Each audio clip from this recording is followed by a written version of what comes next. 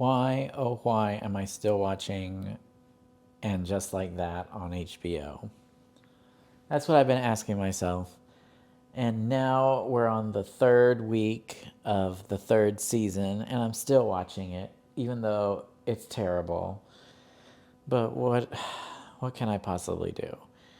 Um, I liked the old Sex in the City. What do you want me to do? It was good. It was well written.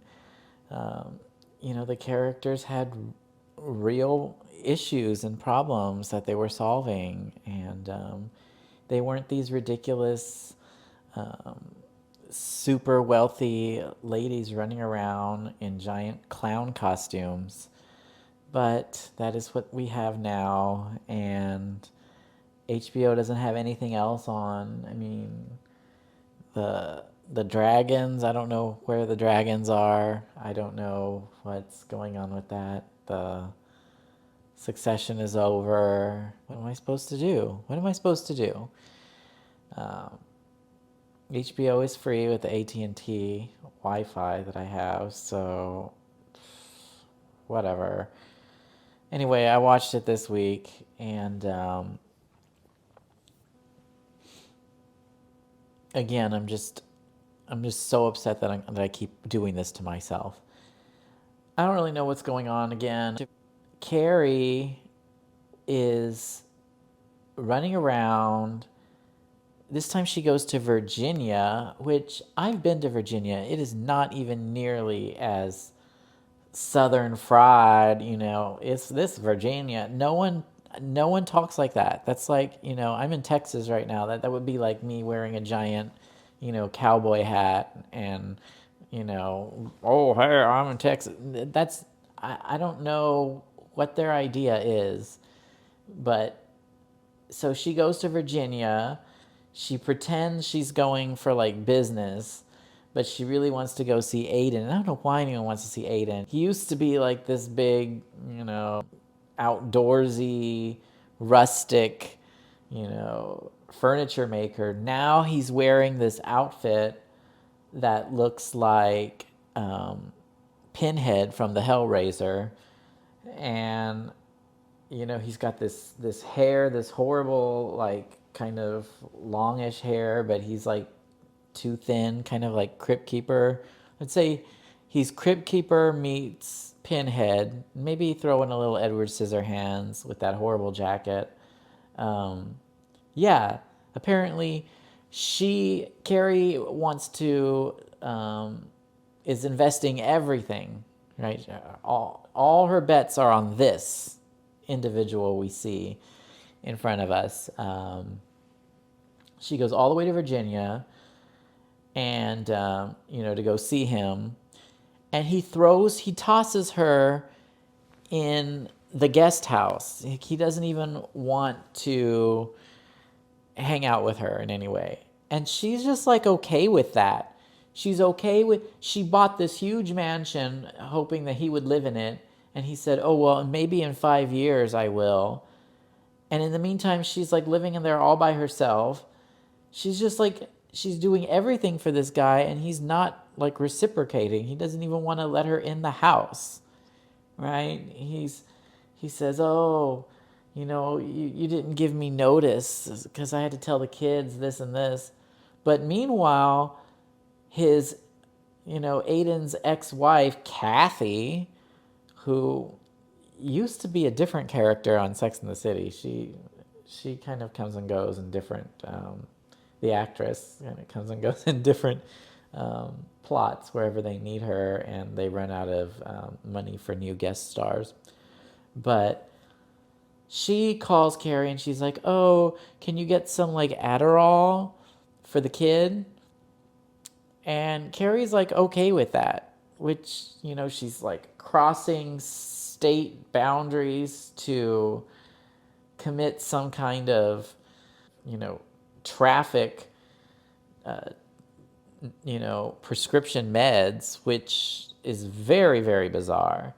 And when she gives it to Aiden, the pills, he like has this really weird look on his face, and I'm wondering, are those pills for him or maybe Kathy? I don't really, I have no idea what's going on right here. The meds and so now she's just this forgotten drug mule that they've tossed in, the guest quarters, and she's just like okay with it. She's typing away on her book.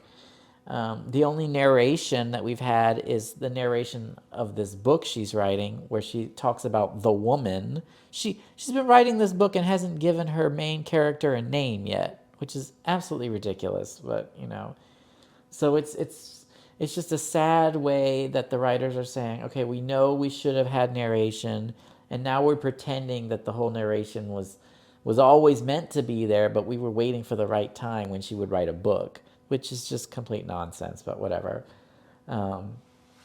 Meanwhile, Carrie invites her friend Seema to come along on the trip. And somehow these two worldly ladies are in flying coach, right? Even I first fly first class, and I'm no one, right? But it's hard to believe that this convention that sent her there would put her up in a hotel and give her all this fine dining at the restaurant, and yet they throw her in coach. And Seema comes along, she wants to join, and she sits in coach too, which is bizarre because for the past 3 years we've watched her just, she has to be, everything has to be perfect and extremely high class, or she's going to be furious and she's going to pitch a fit, a conniption fit. And we've seen her do that again and again and again. She has to be chauffeured around in an S-Class Mercedes. So full of herself. And yet we have to believe that she's flying first class and is just okay with it. And she holds up everyone on the airplane. They're like, we can't fly until everyone sits down. She's just like not even listening. Just like the hubris in this lady. I mean, I know people like that on because I'm flying all the time. I'm flying tomorrow. And, if someone's standing up there, the fellow passengers are going to get upset. But this lady doesn't care about anyone else but herself. So, whatever. They get on their flight, and as soon as they get to Virginia, Seema wants to, orders some fried chicken from KFC, and they're having fried chicken in their hotel room, which, again, I mean, come on. Sarah Jessica Parker has never touched a KFC drumstick in her entire life, and she never will. I don't know why they're trying to make it relatable, but it's so comically ridiculous that it would just never happen. So no matter how hard they try to make these people relatable, they've crossed the line already. They need to just own that in some way. These are not relatable people. I don't even know. What else is going on? Lisa Todd Wexley is running around. This week, she's wearing, her necklace is French fries, I think, to kind of go with the theme of fast food, which I think is the theme for this week. And then, I don't even know what she's doing this week. Oh, yeah, she had some sort of problem with the editor of her documentary that she's been working on for like 8 years or something. I didn't sign up to see, some lady making a documentary and then her editor leaves. And I'm supposed to care about that? Like, what about all the other Sex and the Cities that I was watching where it was 4 main characters with Samantha and they were doing interesting things around New York? You can't just keep throwing new people in here to make up for the fact that Samantha's gone. And that's exactly what they're doing. So I don't even know what's going on with Lisa. But this week she was wearing French fries. So, I mean, I guess that's something. And why is she making such a big deal out of this editor thing? The last season, she was editing, wasn't she editing everything in like a little, like just like this, in like a little corner of her closet, just like that? Yeah, she was, she was her own editor. So now all of a sudden she has an editor and she's freaking out that the editor's leaving. Where did this editor even come from, and why am I supposed to care? No, just no. Charlotte is running around she's back in a gallery because she's bored, and her eyes are still really, really big. And she's doing that dance thing where she's like, "Oh, I'm staying up late. See, I can be young and fun." She did that already on Sex in the when they go to, they're staying up late. She's already done the whole, "Oh, I'm Charlotte. I'm precious, but sometimes I go out and have fun." Stop showing me that. And then why are they showing her husband Harry? All of a sudden, he is walking around town and he pees in his pants. Okay, first of all, he's not that old. Okay, I don't know what's going on with this. And he spends the whole rest of the week freaking out that he's not young, he's not cool, and that he pees in his pants. That's not the Harry we knew and loved. The Harry that we had met used to run around in his apartment naked with like tea bags and just like didn't even care about any of that stuff. And now all of a sudden he cares, and he's wearing leggings and he can't take them off in time, and he's peeing himself. And it's just like, why are you doing all of our characters dirty like this? Did none of the writers watch the old stuff? And by the way, they didn't, because even Sarah Jessica Parker went on the news this week, said, and you know what she bragged about? She said, "Actually, I've never watched Sex in the City or And Just Like That." Okay, she's an executive producer on the show, and she's never watched it. How do you even take constructive criticism? Do you even do you even think or analyze or do any of this? No, I can't even with her. Um, so we've got that going on. Miranda, I don't even know. You know what? I'm just waiting to see Cynthia Nixon in The Gilded Age, because at least that show is well written. And what is that? That's like next week or something. Finally, some good TV. I need some good TV. This is ridiculous. I'm being forced to watch And Just Like That because there's nothing else on, and they knew this would happen. And someone help me. Someone please give me something to watch that isn't this. So I don't even know. I really don't even know. And then Anthony's going around town, and he's acting like, okay, first of all, no one would ever want to eat in a bread restaurant. First of all, there's no such thing as a bread restaurant, okay?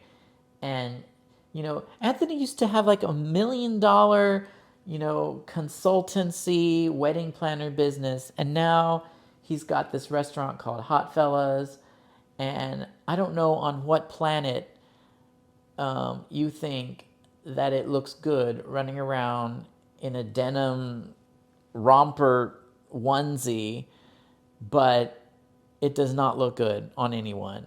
And you know, it's grotesque. Who would want to eat in a restaurant where all of that stuff is hanging out everywhere? And then we've got Seema's boss, who says, "Oh, I'm 90 years old and I'm still fabulous." Okay, first of all, I looked it up. This guy, this actor, he's actually 80. So stop with the whole 90 is the new 80. No, 80 is the new 80, and this guy is 80. I don't know if this is just Michael Patrick King and his insecurities about aging or whatnot, but I think this show is a lot of projection. Of course, Cynthia Nixon has admitted that she is basically crafting her character now after herself, and has just completely abandoned all of the other seasons we had of Sex in the City. So I don't even know where Steve is. They've completely forgotten about him. Last they showed him, he was just this sad man with a hearing aid, wandering the streets of Brooklyn aimlessly. And now he's gone, and no one knows what happened to him, and no one's even mentioned his name this year at all. And I I just don't know what direction they're going in, and I don't know why I'm still watching this thing, but I am. And of course, they keep adding new characters. Now there's like a new maybe love interest, possibly for Carrie, but more likely for Seema, and it's the new gardener played by freaking Logan Marshall. I think he has a third name in there for some reason. And he's like the Timu Tom Hardy, the Timu version. And so Logan Marshall Brown or Logan Marshall King or Paul? Logan? Logan Paul? No, I don't think that's right. Logan something. Logan Marshall something. He's running around. He's wearing Miranda's red wig. And he's like trying to keep things young and fresh. And at first, he's just the gardener for Carrie. And then now they've thrown in his nephew too. And I'm supposed to care about that guy? Like, come, just stop it. Stop. Okay, here's an idea.